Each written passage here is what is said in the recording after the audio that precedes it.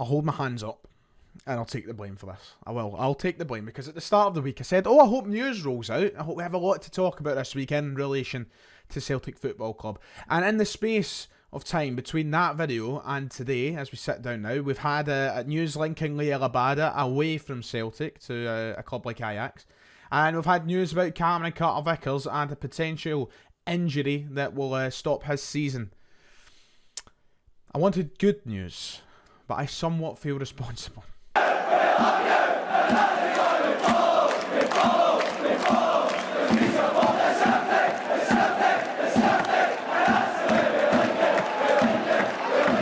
Ladies and gentlemen, welcome back to the channel. It's nice to see you. Happy Wednesday. We're halfway there. It's nearly the weekend. It's hump day, as they call it.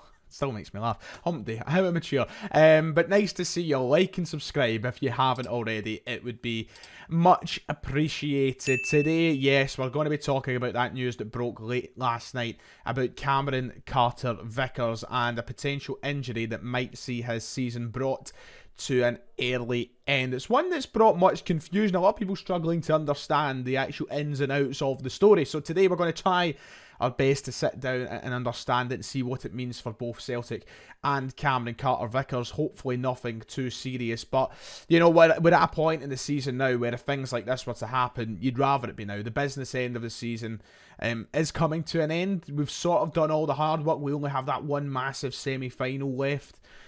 So, you know, it's probably the best time it could be now that the league title's secured, but still, you don't want to hear about any injuries, especially when it comes to someone as good as Cameron Carter-Vickers. He's been one of the player of the season candidates, so consistent, so good, and so important to our back line. So yeah, we're going to talk about it. We're going to talk about the ramifications for Celtic, everything in this video. So last night, The Record published this article with the headline, Cameron Carter-Vickers in major Celtic injury sweat as he faces surgery call with Rangers Cup clash looming. And the article goes on to say that the USA international has been playing through a pain barrier with a knee injury and has remained one of Ange Postecoglou's top performers. But the Ironman defender could go under the knife after next weekend's Scottish Cup semi-final showdown with Rangers in a bid to be fighting fit for the start of next season. The Hoops are 12 points clear in the title race and may even clinch the Premiership in the first game after the split. So that was the story that broke last night, which suggested that very soon Cameron Carter-Vickers may need to go for surgery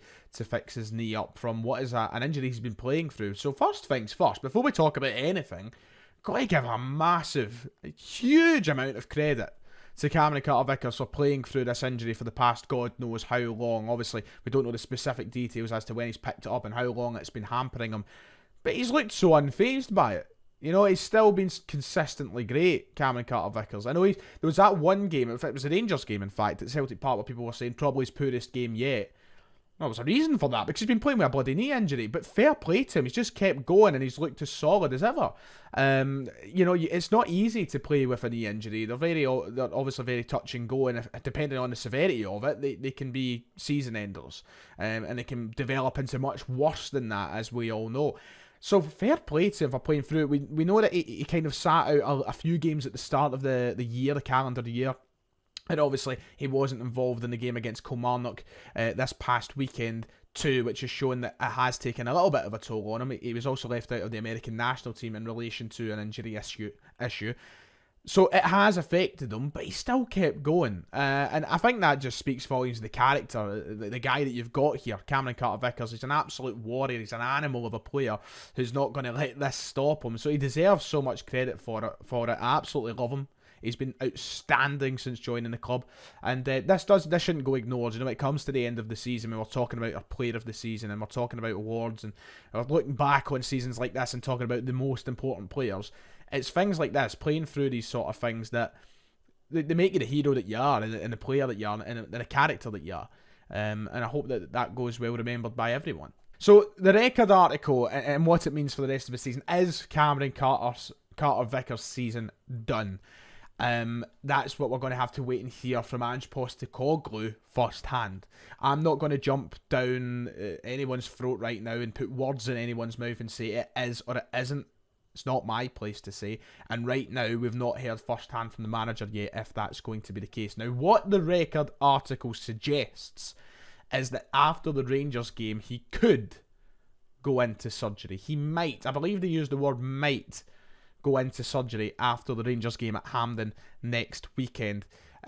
So if that's the case, we can take this presumption that his season will be brought to an end after next weekend. In all honesty, I don't mind. I would love to have him here for next weekend as well.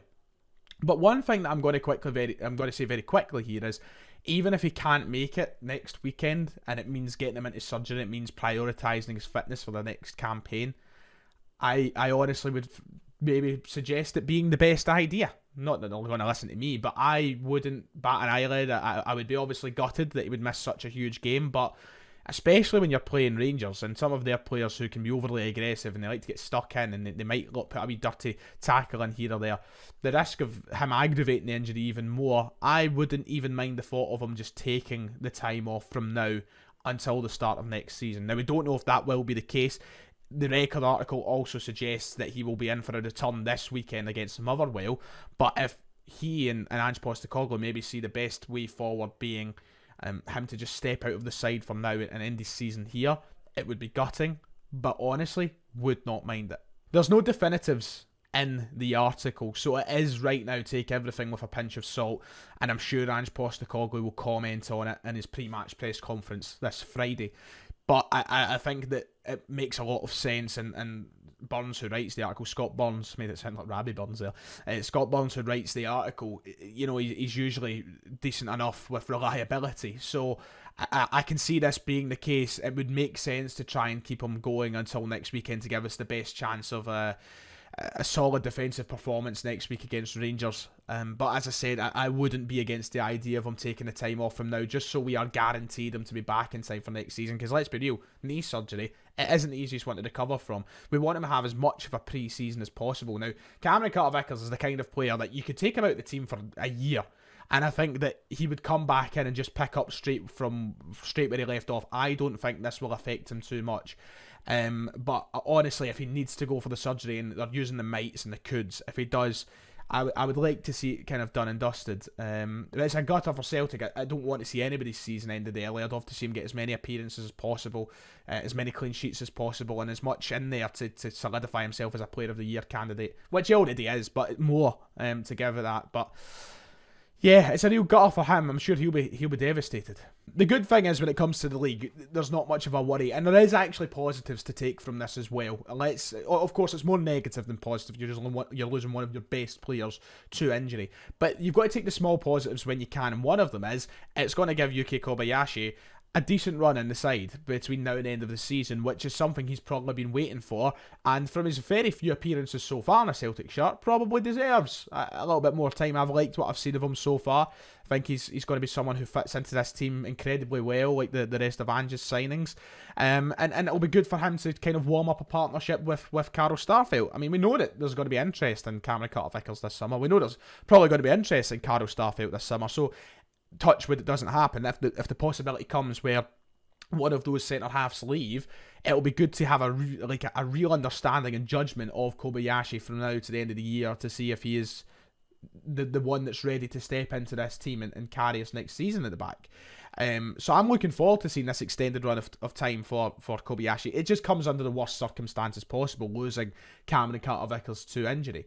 But it's a massive opportunity for him, and I hope he takes it, and I hope he impresses us. I've been impressed from what I've seen so far. And he's going to have, obviously, a couple of big games in there. Potentially the semi-final, if Vickers doesn't make it. He's going to have a trip to Ibrox. These are going to be games where the pressure's on, and we're going to have to see Kobayashi under this pressure. So I'm looking forward to being able to judge him in these big games, and hopefully he can rise to the occasion. So that's sort of the big story that's broke over the last day, and once again, not the kind of story that I was hoping to be giving my opinion on over the past couple of days, but here we are. I can't pick and choose. We're just going to have to be patient, wait and see what happens with the big man. Ange will speak on Friday. We'll have far more information about it then. But obviously last year we were in a similar position with Kyogo, who went for surgery on a leg injury, and he came back even stronger. So that's where I'm trying to bring in my understanding and my point of view of, like, okay, if we can just get it over and done with, get it done. Let's get him prioritised for next season and bring him in. if he feels good enough to go next weekend against Rangers, then that's a decision that him and the manager will make together, and I will be completely fine with it. But, you know, if we can keep him fit, and if there is any doubt there, let's just, you know, get it done. But we'll see what Ange says on Friday. We'll see how much the accuracy is in the article that broke in the record last night, and we'll go from there. Anyway, there's my opinion. So, there's the news. I don't believe there's much else in the news, really. So, yeah. We'll be recording a podcast tomorrow. You'll be happy to know. Right. Like and subscribe. I'll see y'all next time.